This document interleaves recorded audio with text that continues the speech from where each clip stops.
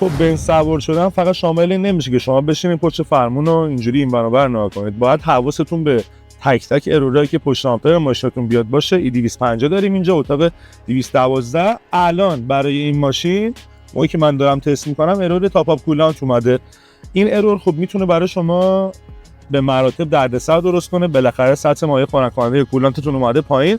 اگر تمام بشه خب هر ماشینی احتمال واشه سرسیلن زدن، سوزوندن، ترسوندن، همه اینا رو داره. بریم تعمیرگاه بهتون نشون بدم که با این ارور باید چیکار بکنید، مفهومش چیه، ما چه کارایی انجام میدیم براتون وقتی این ارور پشت آمپرتون.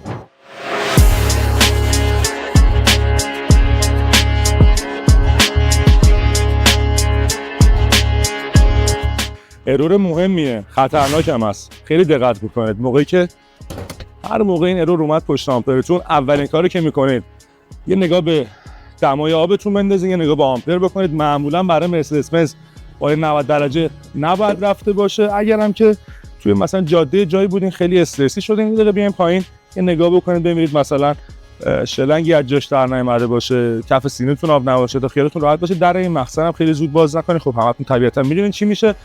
میخوام الان ببرمتون تو تعمیرگاه، سریع بهتون نشون بدم که ما چیکار میکنیم با این ارور که براتون سریع رفع و رجوعش بهترین ایبیابی هم براتون کرده باشه. برای ایبیابیش هم دو تا روش داریم. سنتیش میشه مثلا اون تو جاده که اول ویدیو بهتون گفتم، سطح مخزن آبو پر میکنن، ماشین رو روشن میذارن، نگاه میکنن این ور اون ور رو جک و اینا، نهایت ببینن ماشین کجا آب کم میکنه. خب این هم خطا داره، همین که زمانتون از دست میره. ولی اونجایی که خب ما زمان مشتریمون برامون خیلی مهمه، بهشون اهمیت میدیم، تو تایمشون صرفه‌جوییش میایم از ابزارات مخصوص استفاده میکنیم، مثل این دستگاه مانومتر که نصب میشه روی درب مخزن خنک کننده ماشین و با توجه به یک بار فشاری که میاره از هر جای ماشین نشی داشته باشه به ما خیلی راحت‌تر نشون میده. اگه اورینگی خراب باشه، شلنگی خراب باشه، سریعتر براتون پیدا میکنه، زودتر براتون رفع میکنیم.